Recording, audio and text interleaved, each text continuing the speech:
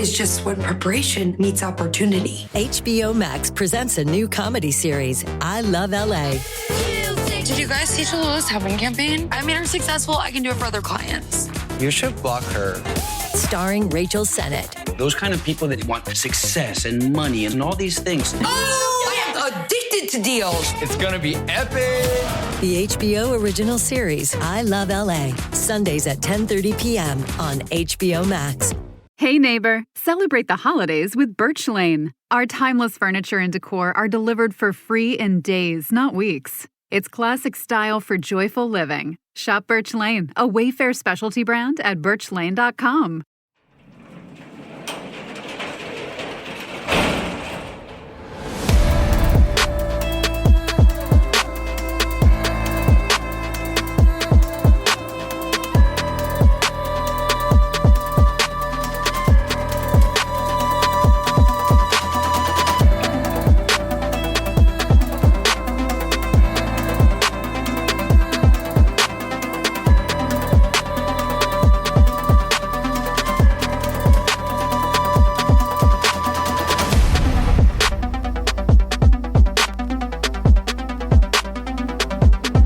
Welcome to True Crime Garage. Wherever you are, whatever you are doing, thanks for listening. I'm your host, Nick, and to my immediate left or to my extremely far right, the one, the only, the captain. Either way, I'm here in the garage with you. It's good to be seen. Good to see you. Thanks for listening. Thanks for telling a friend. This week, and once again, we are very happy to be drinking Truth IPA by the awesome folks down at Rhinegeist Brewery. For some, and especially for the folks at Rhinegeist Brewery, truth is found in the brilliance of hops. Truth IPA is brewed with a nod to the Pacific, using hops that sizzle with tropical fruit aromas. We have grapefruit, we have mango notes, and a dry finish. ABV 7.2%, garage grade 4.5 bottle caps out of 5.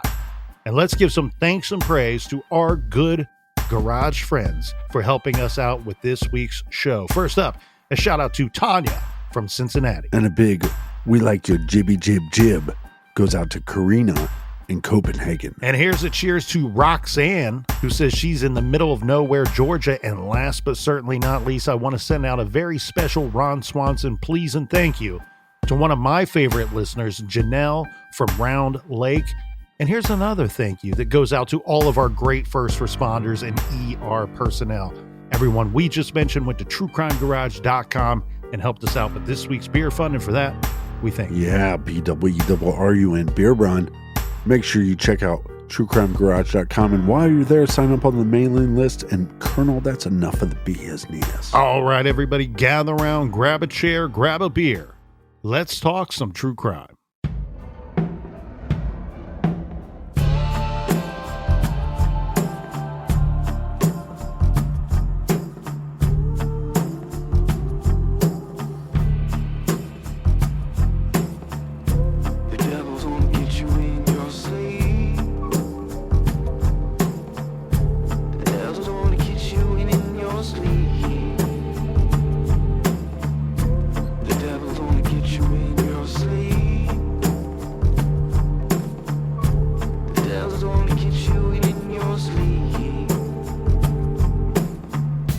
This week's true crime story is one that is as scary as any true crime case.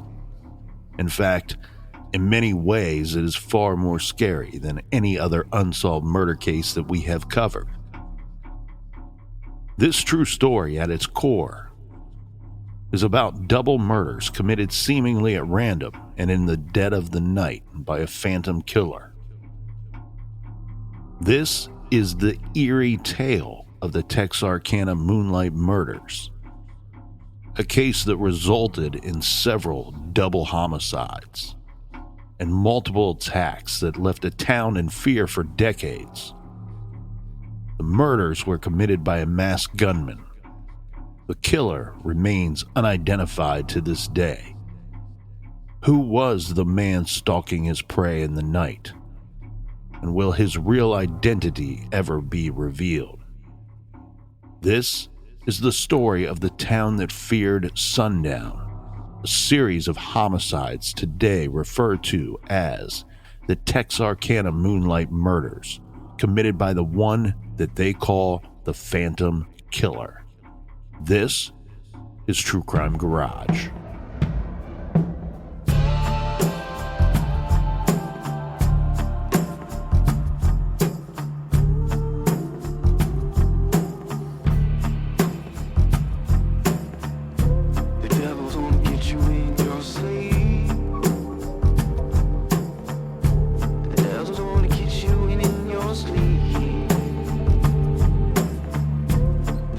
The Killer, known to those of Texarkana and the surrounding towns and cities in both Texas and Arkansas as the Phantom Killer, was responsible for multiple attacks.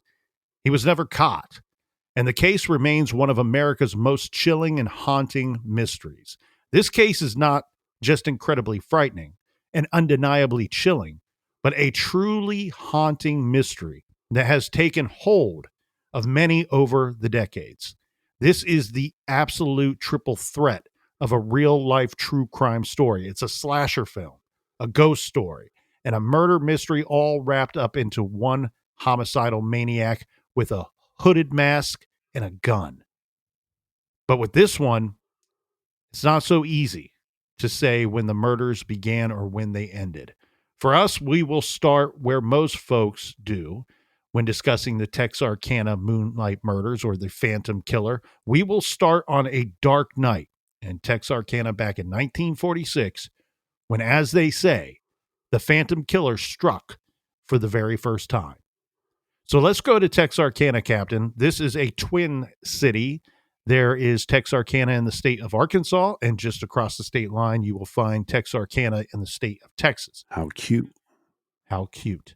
Together, they are the principal cities of the Texarkana metropolitan area. Carlton Stowers, a great writer for the Dallas Observer, called the story The Phantom Menace. And as he writes, the enduring legend began not with death, but with a frightening and vicious attack on two young lovers. This attack took place on a February night in 1946, when two young romantic partners, 24-year-old Jimmy Hollis and his girlfriend Mary Jean LeRae, age 19, attended a downtown movie. After the movie, as sometimes young folks do, they decided to prolong the evening with a romantic visit to a secluded lane on the edge of town. They stopped off at, according to legend, a lover's lane not far from a neighborhood. In fact, it is stated that the two were parked approximately 300 feet from the last row of city homes. Now, in that spot today sits a mall. According to police reports, they had been parked for no more than about 10 minutes when a man, his face hidden beneath a white hood, approached the car. This terrified the two, obviously. The victims were caught off guard. The masked man was pointing a flashlight and pistol at them. The attack occurred in a very dark and seemingly quiet area. The day and date, it's Friday night, February 22nd, and the time it's just shortly before midnight. Jimmy Hollis and Mary Jean LeRae are parked on a secluded road just outside of Texarkana, Texas, terrified and alone, and at the mercy now of this masked man with a gun. And they're trying to understand exactly what is happening. So neither of them could grasp the reality of the unknown assailant approaching their vehicle in the dark. And it was only when the figure got closer that they could tell it was a man, physically fit, menacing, and wearing, as we said, a white cloth mask. The record states that the cloth mask resembled a pillowcase with eye holes cut out and a slit for the mouth. But because our victims are seated and the aggressor standing, even with the holes for the eyes and the mouth, they could not make out a single detail beyond the mask. This is in part due to the shadows and the darkness, of course.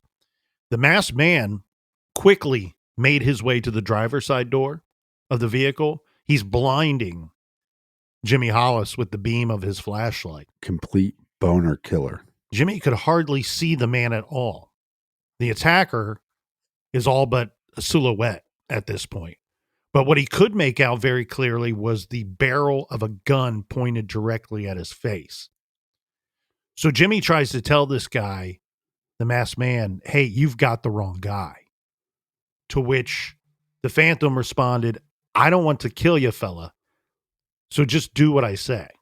Now, this masked man, Captain, gave loud, clear, and direct orders. He demanded that the two of them get out of their vehicle, and he growled at Jimmy commandingly, telling him to take off your goddamn breeches. Then, with Jimmy standing now only in his boxer shorts, the masked man, the Phantom Menace, struck Jimmy in the head fast and ferocious with a solid and likely metallic object. Jimmy stepped back, stunned and phased, unsure of what he was hit with, and wondering what he had said or did to provoke such a violent strike. But before he could sort that equation, he was hit once again in the head, and this time even harder than the first. So instantly, Jimmy, everything goes black. His body goes limp. He collapsed. He didn't even feel his body and his head hit the ground as he fell face first into the pavement. Right. So now, Captain, we have a very bad situation here. The young woman, Mary Jean, just 19 years old. It's midnight. She's now alone. Her boyfriend knocked out, lying helpless in the street. And now making his way from the driver's side of the vehicle over to her is a man in a mask with a gun. And what he wants and expects of her is unknown. Right. She tries to get in front of it, maybe, if she could just communicate clearly to the man that she might be able to de-escalate this situation, stop the violence, and get the man to spare them and leave so she can get medical help for her boyfriend. So she's thinking, I've got to get to Jimmy. She needed to know if he was still breathing. I would think that she has to be hoping, right, that the man is just an armed robber. All he wants is money. With the mask hopefully being some form of confirmation that he gets what he wants and you get what you want, right? He gets the money, can't be identified, and you get to keep your life. Well, if you're planning on killing them, there's no need to wear the mask. The mask is almost a hopeful sign. Do you have any thoughts on why he would have Jimmy take his pants off? I guess if you're going to rob somebody, hey, just give me your pants and your wallet and everything's going to be in there as well. I think oftentimes when I've seen when a perpetrator, regardless of what the motive is or what they're attempting to achieve, a lot of times when they're having a victim remove their clothing, it is to deter them from fleeing. Right. So that could be the situation here. I have a lot of thoughts about this killer under the hood here. A lot of thoughts that we can get to once we get through the different crimes that are going to take place, because this is our first crime scene. So right now in this very scenario, if I'm Mary Jean, I have 3 goals. 1, check on Jimmy. 2, distance myself from the man with the gun. And 3, give him money or prove that we have none and send him on his way. Hopefully this is just an armed robber with poor targeting skills, as these are young folks parked.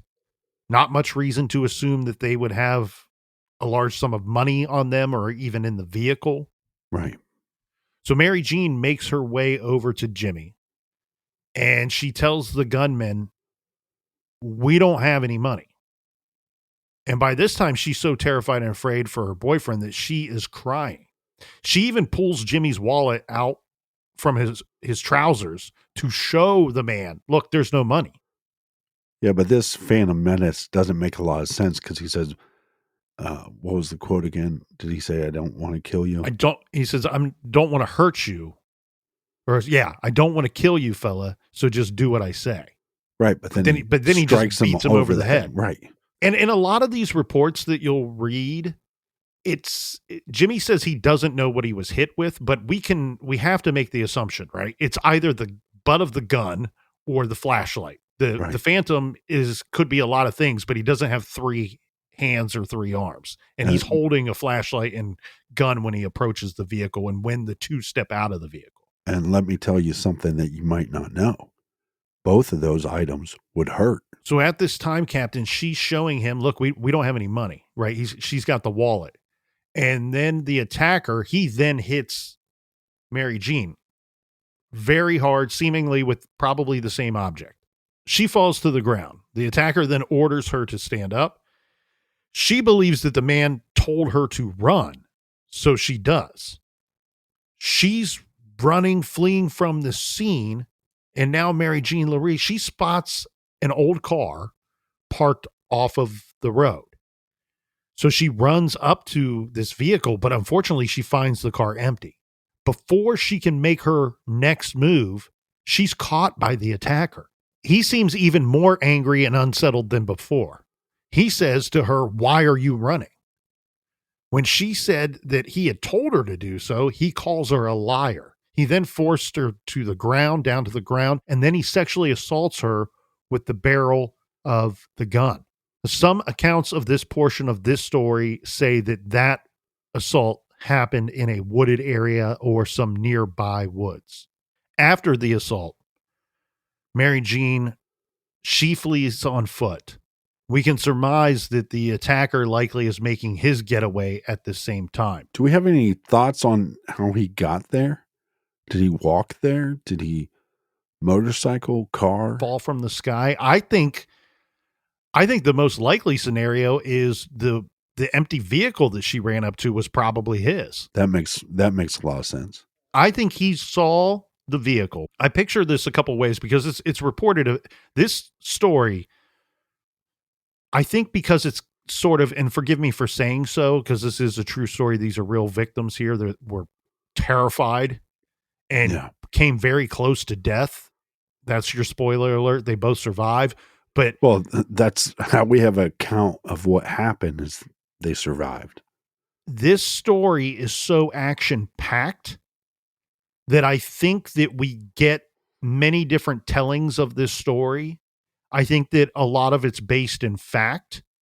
But one thing that I find interesting is that in some of the versions of the story, keep in mind, we're talking about 1946, so there's been a lot of years, a lot of decades that have passed. And that probably plays to why we have slight variance with the different stories here, the different versions. Right. Some of those versions include that headlights, somebody was driving, a vehicle showed up in the area, and that is what spooked. That's what they believe may have spooked the attacker. So he may have carried out, if his intent was to murder, he may have carried that out that night. But because of the vehicle showing up on the scene, he didn't. Other versions of that story leave the vehicle out, the headlights out. A lot of the people at the time, Captain, the law enforcement, seem to be of the belief that either the attacker didn't really want to kill the couple. Right. Mary Jean, her statement and her opinion of the events and what maybe the killer was thinking, attacker was thinking, was that she thinks that the masked man thought that Jimmy was dead. Yeah. And in fact, she thought that Jimmy was dead because she said when he hit Jimmy the second time, struck him over the head, he was hit so hard that she thought that the man shot him. She thought that the gun went off, that he shot Jimmy in the head. That's brutal. And he had some severe skull damage. Yeah. Head trauma. It basically cracked his skull open. And I don't know. I think the noise that she heard was a combination of the butt of the gun striking his head and his head popping at the same time. But I think it makes these cases more haunting when there's survivors because we get to hear the details of the attacks. You see this in Zodiac and Ted Bundy and so many others where there's a survivor, John Wayne Gacy, there's a survivor, and they tell you what happened that was basically leading up to their death.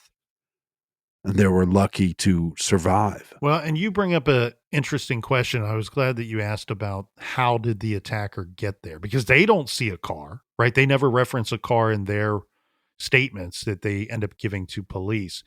We got to keep in mind here, though, when we examine Jimmy Hollis's statement, Right. that while he does come to, so let me give you the rest of the story and we'll circle back to this. So, Okay. Mary Jean, she says that she ran, or at least the report says that she ran about a half a mile to a nearby home. I think that that distance might be exaggerated, because remember we had said earlier that they were only 300 feet or 300 yards, depending on the reports you read, from the last row of city homes. So I don't think she had to run half a mile to a nearby home, but we do know that she did run to a home.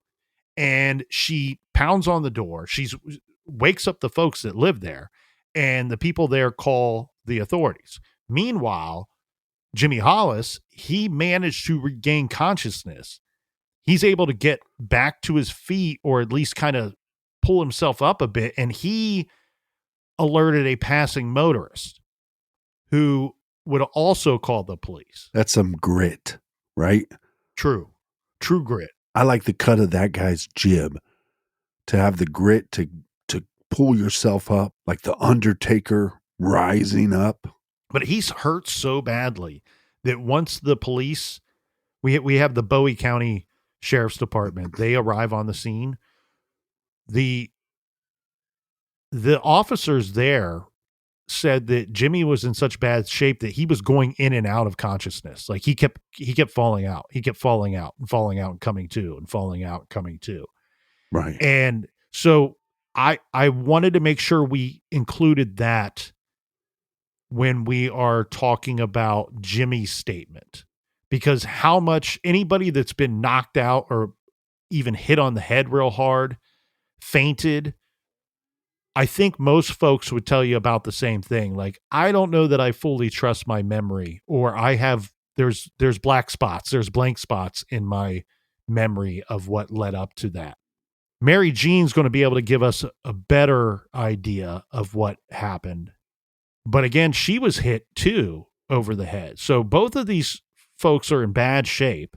The police are on the scene. The sheriff's department's on the scene. But of course, the masked gunman is nowhere to be found.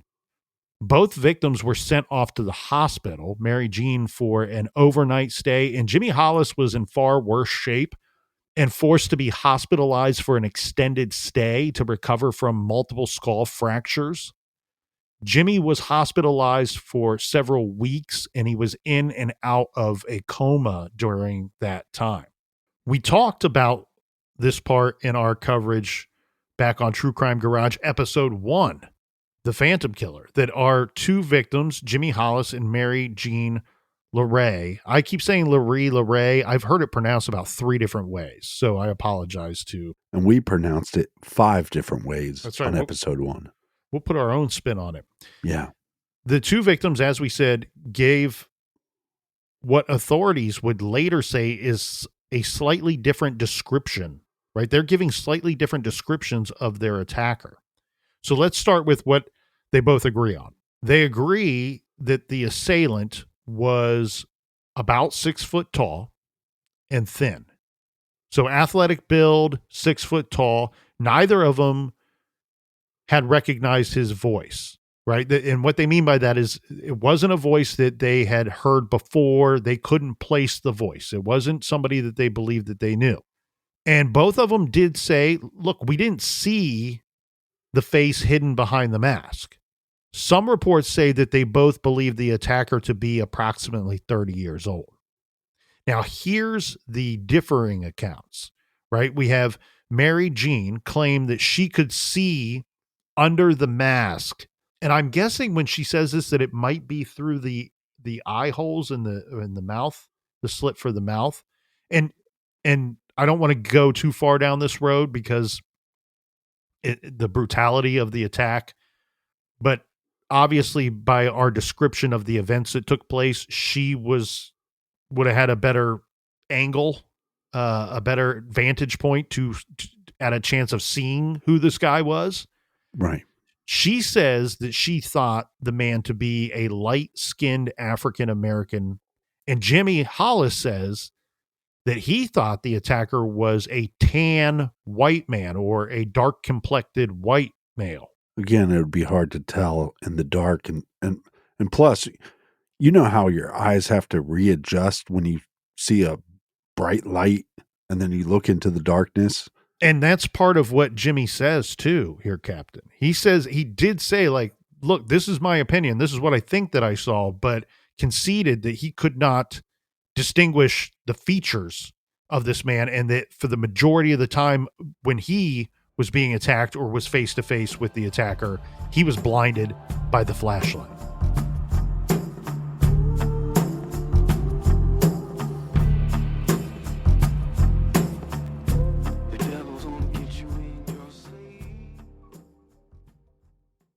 Cold mornings, holiday plans. This is when you just want your wardrobe to be simple. Stuff that looks sharp, feels good, and things you'll actually wear. That's where Quince comes in.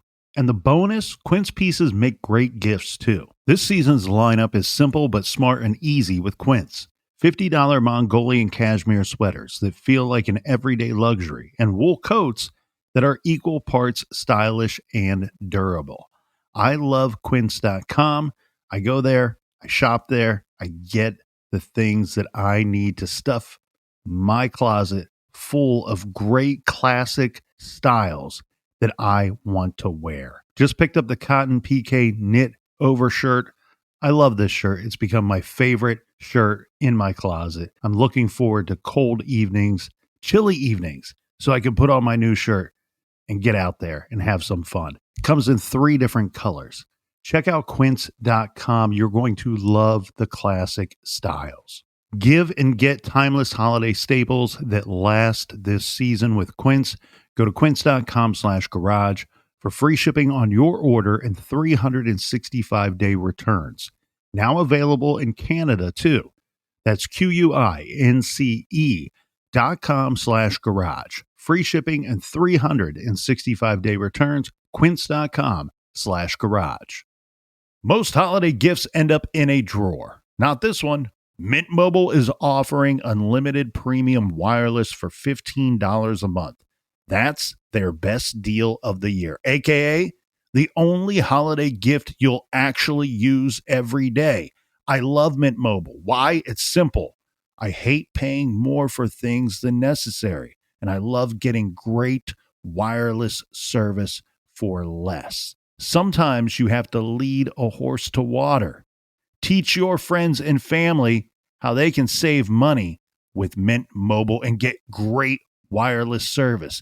Don't get them socks. Get them premium wireless for $15 a month. Shop Mint Mobile unlimited plans at mintmobile.com/TCG. That's mintmobile.com/TCG. Unlimited time offer, upfront payment of $45 for 3 months, $90 for 6 months, or $180 for 12 months. Plan required, $15 per month equivalent, taxes and fees extra. Initial plan term only. Greater than 35 gigabytes may slow when network is busy. Capable device required. Availability, speed, and coverage varies. See mintmobile.com.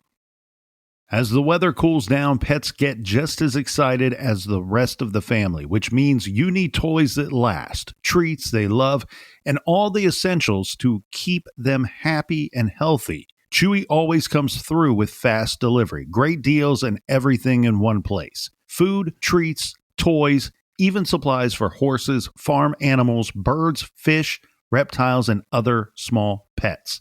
Chewy has it all. And it all shows up at your door in a day or two. I love Chewy. I've been a customer of Chewy since before True Crime Garage even started. That's because I have dogs that have specific needs and a specific diet. And sometimes that means that food is hard to find. Chewy has the selection that I need. They have the stuff that my dogs require. And I don't have to drive 1,000,000 miles away to go and get the stuff that my dogs love and need. I just get it from Chewy.com, and it's so convenient it shows up right at my door. It could not be easier.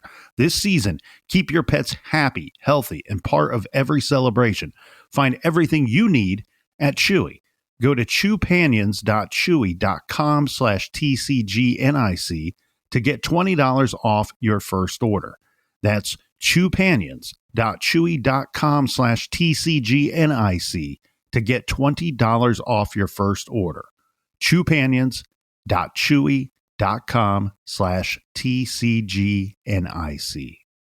Is your home actually safe if you have old school home security? Traditional security systems respond after someone breaks in. Simply Safe is different. With their active guard outdoor protection, you can prevent crimes before they happen. AI-powered cameras detect threats while they are still outside your home and alert real security agents. They confront the intruder, letting them know they're being watched on camera and that police are on their way, and even sounding a loud siren and triggering a spotlight if needed. I love my Simply Safe home security system. When I'm at home, I feel safe and protected because of this system. And with a quick look-see, I can see what's going on outside of my home. It's very easy to use. I always arm the system when I leave, and Simply Safe gives me peace of mind when I am not at home, when I am gone, especially for extended periods of time, like vacations. Don't miss out on Simply Safe's biggest sale of the year, 60% off. Right now, our listeners can save 60% off on a Simply Safe home security system at simplysafe.com/garage. That's simplysafe.com/garage. There's no safe like Simply Safe.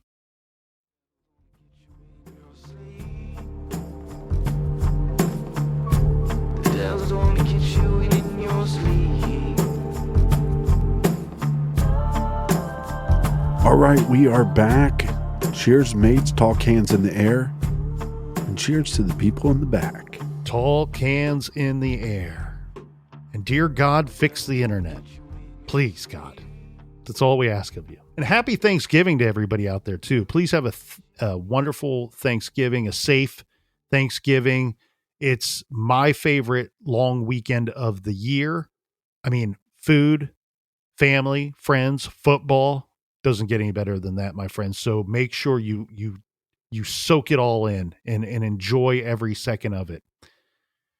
This is, I always catch myself when I have to say this, Captain. I always go, this is the strange part of the story, but they're true crime stories, Nick.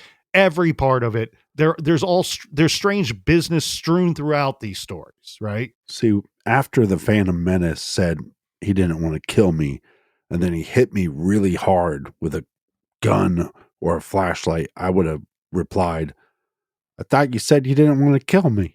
Mm-hmm. Yeah, and I think that was a clever play on words by that writer, Stowers, because he wrote an extensive article for the Dallas Observer on this case. His article came out around the time the Star Wars Phantom Menace movie had come out. So I think he was doing a clever play on words there with titling the article. But one thing that is regularly reported in this story, regardless of where you get your information from, is that it seems like law enforcement didn't fully believe the couple's account of the events and the attacker. In fact, they publicly said that they believed that the couple that was attacked, Jimmy and Mary Jean, knew the identity of the attacker and were covering for him. That's odd. Yes, that's a whole lot of crazy right there. So let's try to unpack it. Let's try to get into this bundle of crazy and unbundle it. A guy cracks my skull open, and I'm covering for him. Well, okay, so part of this does make sense once we get some more of the facts. Both Jimmy and Mary are married, not to each other. Ooh. So from my understanding, rendezvous. Well, from my understanding, they were both well along their way into getting a separation, a legal separation. I don't think that they were doing anything behind anyone's back, but that doesn't mean that they wouldn't be upsetting someone or aggravating somebody, maybe to the point where there would be a threat or even an attack. Well, not all separations are amicable. Maybe Jimmy's spouse is upset. Maybe her spouse is upset. Who knows? I think that it would appear to me, Captain, that is the suspicions of law enforcement at the time, right? They dig into the background of these two and they're like, oh, these two are out fooling around. Mary Jean's husband, even though might soon to be the ex-husband, he found them in this car together and he attacked Jimmy. And I think part of that thinking too is that Mary Jean's injuries are far less severe than that of Jimmy's. So that probably plays into it a little bit for law enforcement. And guess what? It wouldn't be the first time that a member of law enforcement has been lied to. I firmly believe that both of these two are telling the absolute truth. I've looked at this a million ways, and I'm sitting here thinking, like, who cares if it was my ex who attacked my boyfriend? Even more reason to say that I knew who the guy was. Right. That's where my mind goes. To me, it's more, I could see if I was law enforcement, I'm talking to these witnesses. They've just been, and they're not really just witnesses. They're survivors. Right. So there would be a part of me that's going, this is a vicious, violent, brutal attack. Is there a possibility they're not saying something, not because they're covering, but because they're afraid that this son of a bitch is going to come back after them and to finish the job? Because this attacker that shows up on this lover's lane might not know who these individuals are, but this is not a giant town. There's about 40,000 people back there. That's not giant.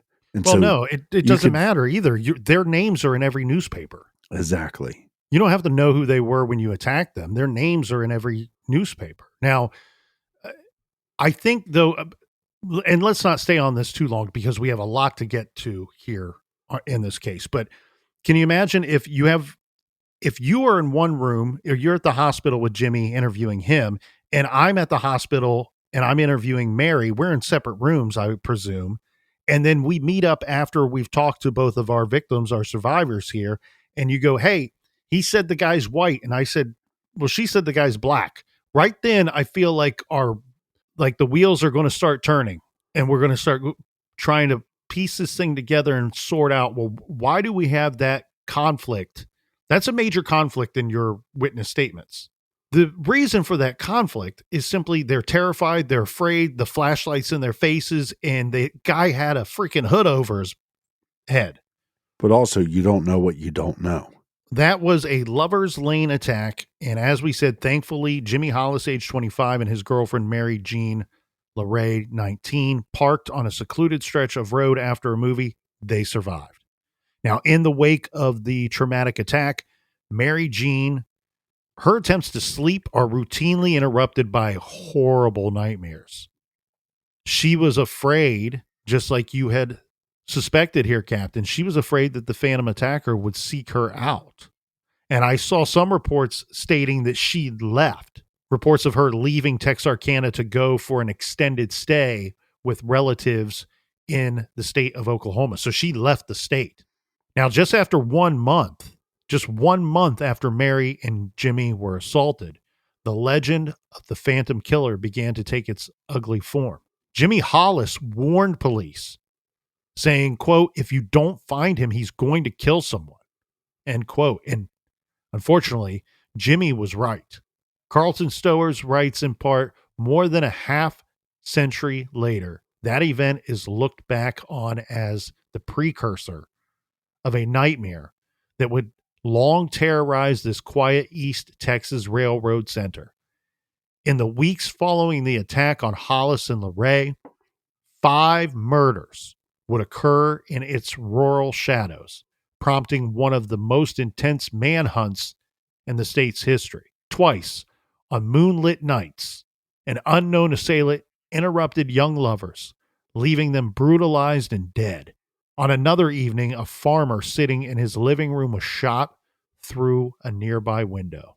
So let's go to March 24th. This is March 24th, 1946. The Phantom killed for the first time. We have a heavy rain that was falling early that Sunday morning when a motorist nearing the Texarkana city limits noticed an Oldsmobile sedan parked on a dirt lane near US Highway 67. So, thinking that someone was just stuck in the mud, this vehicle stuck in the mud, the driver slowed and got close enough to see that two people were in the vehicle. And it looked as if they might be asleep. So again, the date was March 24th, 1946. And on this day, Richard Griffin, 29, and Polly Ann Moore, 17, were found dead in Griffin's car, parked on another lover's lane. Griffin, his body lay awkwardly slumped between the seats, pockets turned out as if robbed.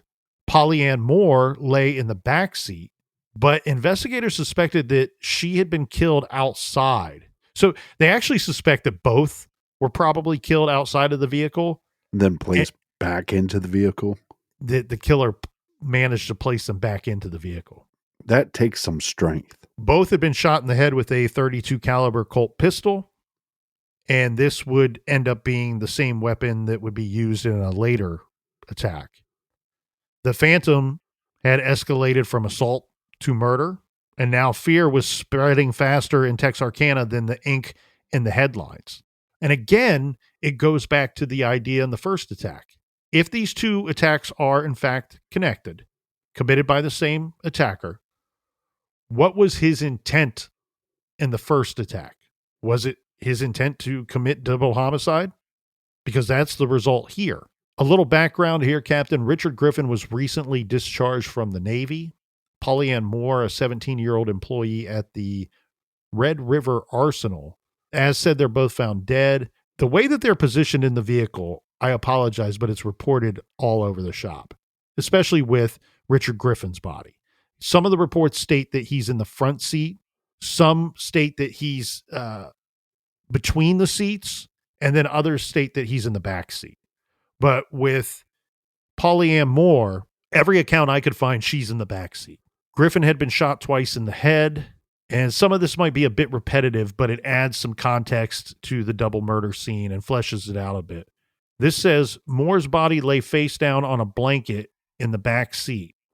Her open purse beside her, a ring signifying that she had recently graduated from Atlanta High School, it's in Texas, is still on her finger. Investigators noted a pool of blood about 20 feet away from the vehicle. So investigators concluded that she had likely been killed there and her body placed back inside the car.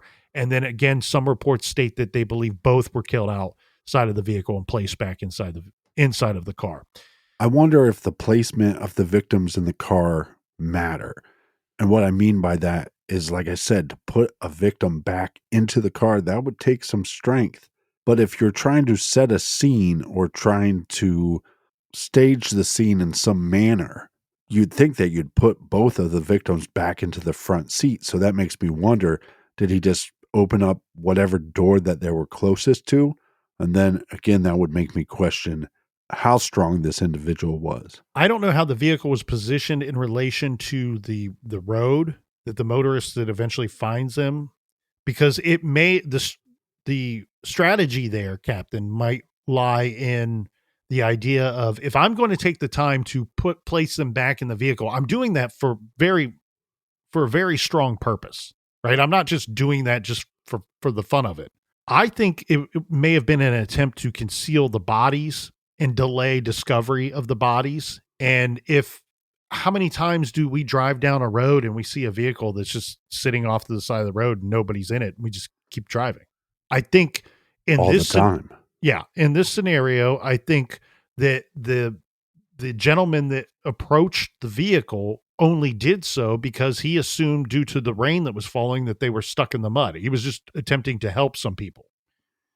And then when he gets close, realizes, oh, there's people in here. They look like they're sleeping. Wait a second. No, they're not. They've been shot and they're dead. Aside from several shell casings from a .32 caliber pistol located near the murder scene, investigators found little evidence. They had stated that the heavy rainfall that continued throughout the day that the bodies were found had washed away footprints that they were hoping to find, shoe prints that they were hoping to find, and tire tread as well.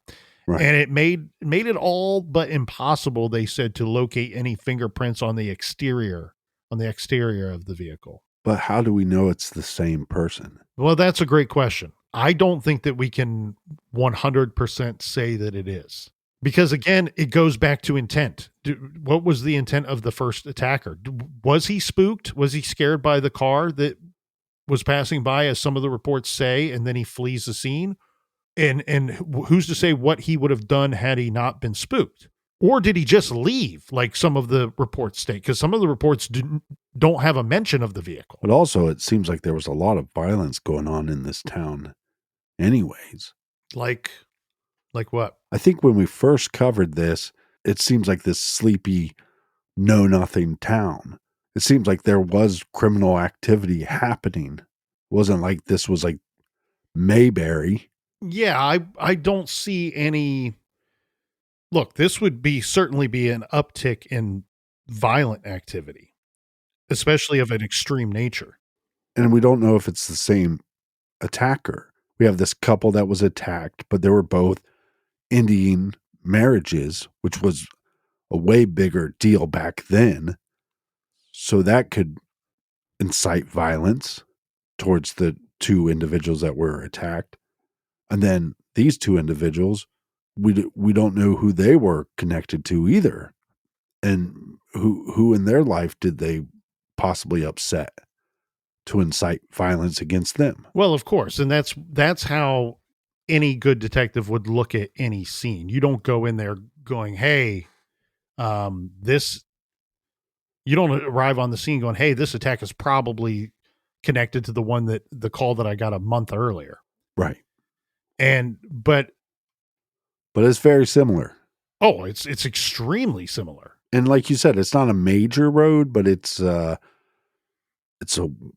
more traveled road than the Lover's Lane attack. Oh, absolutely. This is near US Highway 67 where the vehicle was spotted.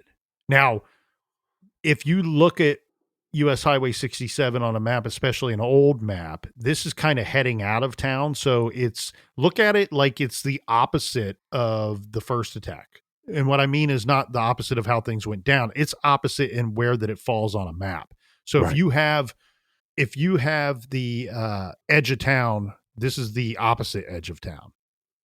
Both on the edge of town, both of them in these lover lanes as reported. But one thing too, and I want to kind of point this out, and I know this might be difficult for some folks to wrap their heads around regarding the statement from police about, oh, we don't fully believe their story from the survivor's story from the first attack. I have a suspicion that not only has to do with their marital status, that would make the most sense. But what also would make sense to me is if you're saying, hey, you got to keep in mind, this is 1946. All right. That has to be in your mind the entire time you examine this case. It's 1946. Newsflash, it was a different world back then. Segregation was alive and in most cities, and Texarkana was no different. And I think that it would have been wise, because one thing that gets lost in the sauce in true crime stories is that the purpose of law enforcement, the police, is to protect and serve. What is the first part of that? Protect. Their number one job is not to solve crimes. Yes, that's what they do. But if you can protect and set up every scenario where a crime is never committed, you don't have to solve the crime. You don't have to solve the crime. Right. So their number one job is actually public protection, to protect the public and keep everybody in the public safe, preventing anything from happening. My number one job is public erection. But if you are keeping that in mind at all times, that my number one job is to protect the masses, it's beneficial to that goal that maybe, hey, I don't jump out in front of the public and go Guess what? 1946 Texarkana, a black guy attacked two young white people in a parked car. That's not going to go very well. That's going to create other problems. And further, I don't think that this guy was African American at all, if in fact all these attacks and murders are connected. Well, Colonel, let's get into the third crime. The third in the series here, Captain, is on Sunday, April 14th, 1946. We have Paul Martin. He's 16 years old. He was found dead on North Park Road, shot 4 times. His date from the previous night was Betty Jo Booker, age 15. She's discovered nearly 2 miles away, shot twice in the head and chest. She was actually shot in the heart and in the head. Betty Jo had been playing saxophone at a local dance the night before. So her plan here, Captain, was she was going to go to this dance and perform, play the saxophone, and Paul was going to meet her at the dance, and he was to be her ride home. So this obviously happened as planned. However, before the young couple could get to their destination, someone, the Phantom, had intercepted them, attacking, killing them, shooting them both. They discover Paul Martin's body. So his body's found around 6:30 a.m. that morning. Yeah. What we do know is Betty Jo Booker, her parents did report her missing, and they were out actively looking for their daughter that morning. And it was during that time that somebody else found Paul Martin's body. You have to picture this. He's essentially laying on the side of the road. So he's found around 6:30 a.m. lying on the side of the northern edge of North Park Road. Police say, the investigators say, we found a bunch of blood on the other side of the road by a fence. And our victim here has been shot 4 times. Once in the back, once in the hand, the right hand. Right. Once in the back of the neck, and then through the nose, through the center of the face. So chances are he's not moving after being shot. So he's possibly moved by the killer. Well, that's interesting to ponder here, because I think we could have a couple of different scenarios. So we get that description of there being blood on the road by a fence on the other side of the road. But what I think we're not getting is the full description of the scene, because I think a couple things could have happened here. Either I think the shot, I want to know with the hand, if they were able to determine what position they think the hand was in when he was shot. So what I mean by that is, you say he shot 4 times. You tell me the locations of these 4 shots, but a hand is one of those appendages that you could place it up as kind of to block yourself, to shield yourself. Could the shot to the face was he trying to cover his face and he was shot in the hand, through the hand? I want to know, was that a through shot with the hand? We don't get that description, but what we do get is that he also shot in the back and the back of the neck. So it could be he's facing his attacker when he's first shot. The attacker thinks he's dead, and then now my victim starts to move and I plug 2 in the back. Another scenario is he's gunned down from behind, shoots him in the face just for good measure, and then after the killer left the scene, this young man somehow had the strength to try to pull himself to safety, and then he kind of dragged himself across the street. I think either could play out, and I think without more information, we don't know exactly what happened. The strange part of this particular double homicide is the locations of the bodies, right? So in the last scene, we are told that police have a lot of reasons to believe that the 2 victims were killed outside of the car and then placed into the car for whatever reason. Right. So victims were moved. You know, think about this though. What does our attacker do in the first case? He commands the 2 folks that are in the vehicle to get out of the vehicle. Yeah. In the second attack, whether connected or not, what happens? The victims are believed to have been killed outside of the car and then placed back in.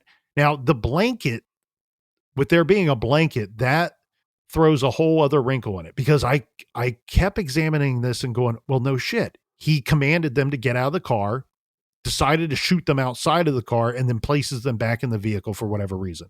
But the blanket being involved, I wonder if in the second scene, if the attacker arrives on the scene and finds them outside of the car. He didn't have to command them to get out. They're out on a blanket fooling around.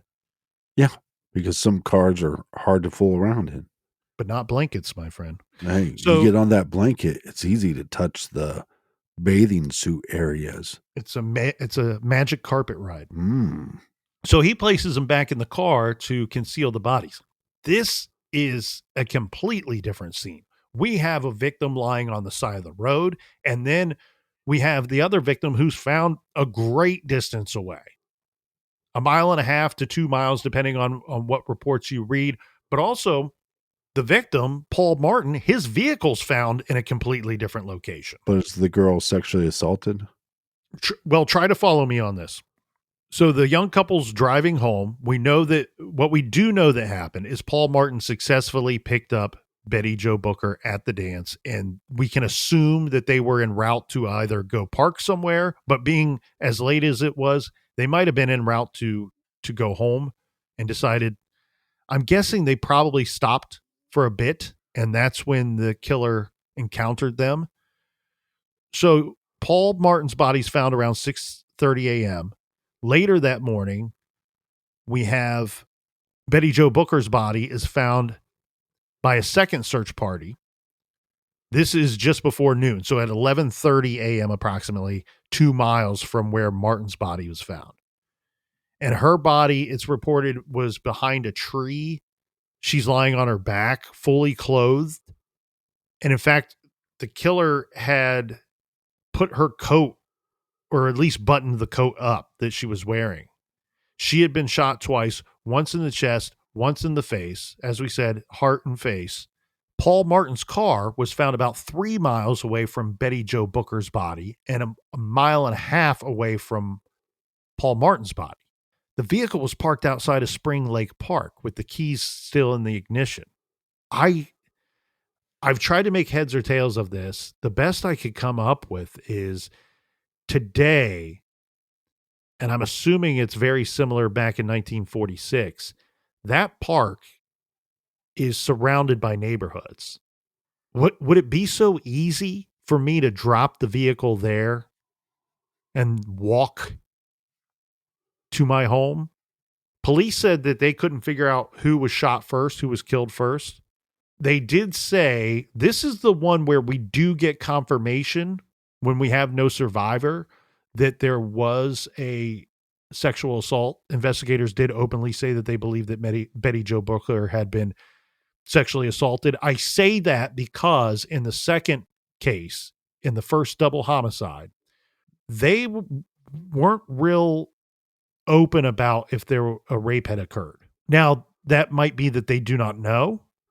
So the first double homicide, they're not firm on their statements of if a sexual assault had occurred in that one. Now, that could be for multiple reasons. As I was saying, it could be because either they don't know, they can't confirm it 100%, or two, it's simply holdback information that they don't want to put that out there in case they have to interrogate someone or they get a confession. But this movement with the vehicle and the bodies here, we don't see this in the other scenes. I've heard people come up with great, and I want to be clear here, I think a lot of the theories I've heard on why the bodies were found where they were found and the vehicle found elsewhere, I've heard great theories on that. I've heard theories to suggest that maybe he was hunting, that the killer was hunting and wanted to hunt Betty Jo Booker down. Like in the first attack where Mary Jean believed that she was told to run, and then the guy tracks her down. But I don't know that Booker ran this distance. I think whatever happened to Paul Martin happened first. Just like telling Jimmy Hollis to take off his goddamn britches. Right. I think that the attacker took out Paul Martin first, either killing him or believing that he left him dead. And then he was going to do whatever he was going to do to the female victim. Well, you have to eliminate the threat first, but also all these old cases of Lover's Lane, and maybe there's just not as many Lover's Lane anymore, or maybe there's just so much. Now the kids are smoking dope. Well, they're smoking dope and, jerking off at they're home. Parking. They're parking to smoke. But no, I think you're onto something here. That with especially with the first attack, if you're aware of these lovers' lanes or this particular lover's lane, and you're looking for some kind of sexually motivated homicide or attack, right, and you're hoping to find a young woman to victimize, well, you're going to go there. I mean, that's going to be a place where you will go, you know what? Probably on a Friday or Saturday night, I might be able to find someone. And that's another thing that's interesting about this case with the Phantom Killer. All of these attacks take place on a weekend, be it a Friday night, Saturday night, Sunday. They all take place on a weekend.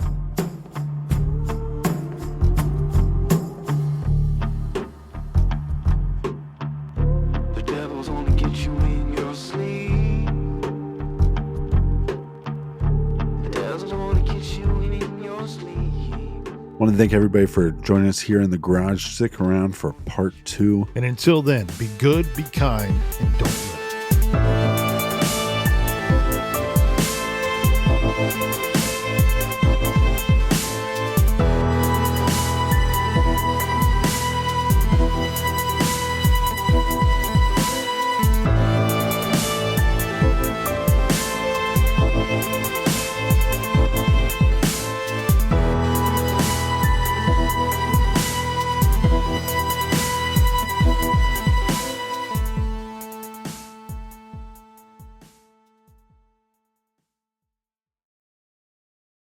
Hey, everybody, it's Rob Lowe here. If you haven't heard, I have a podcast that's called Literally with Rob Lowe. And basically, it's conversations I've had that really make you feel like you're pulling up a chair at an intimate dinner between myself and people that I admire, like Aaron Sorkin or Tiffany Haddish, Demi Moore, Chris Pratt, Michael J. Fox. There are new episodes out every Thursday. So subscribe, please, and listen wherever you get your podcasts.